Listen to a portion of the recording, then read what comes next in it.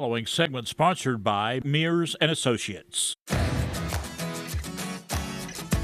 Well, in our financial corner on this Monday, we are discussing life insurance and the difference between whole life and term life. There is a big difference. Mark Mears of Mears and Associates joins us this morning with more on this topic. Mark, good to have you back on the show. It's always good to be here. Thank you. Well, certainly talking about something that everybody is going to benefit from, and that is life insurance, so popular when it comes to looking at your future. That's right. And I have to give a quick shout out to my people in Big Stone Gap, the Trail of the Lonesome Pine outdoor drama. If you haven't seen it, it goes through the summer.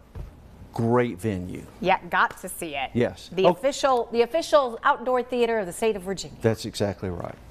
Okay, term and whole life. There's a lot of people that don't know which one that they have.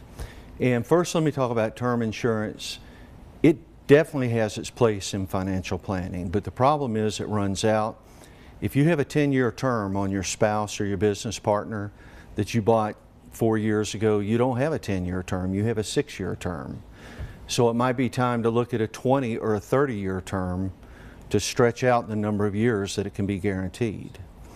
Whole life, as it's called, is guaranteed for your whole life. The premium can never change.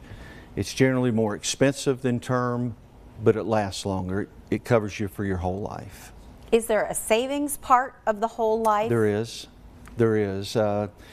Whole life, a lot of people, there's only so much money you can contribute to an IRA or to a SEP or to a simple, whatever the situation is. But whole life, there's no limit to how much money you can pay into it. And just like a Roth IRA, the contributions you make to a Roth IRA, they're non-deductible. But there's a limit, $5,500 or $6,500 you can pay a year. Well, a person could pay $30,000 a year into a whole life policy if they wanted, and I know that's a big number. But just like the Roth, when the money comes out, you borrow it out tax-free. And with a whole life, if you get disabled, whatever your premium is, the insurance company is going to pay that premium for you. So that never changes. And like you were saying, you can, at the end, everything becomes tax-free. And you said so many people are surprised by that. Yes, and let me say this real quick. There's a hybrid policy called universal life. A lot of people that have universal life, they call that whole life.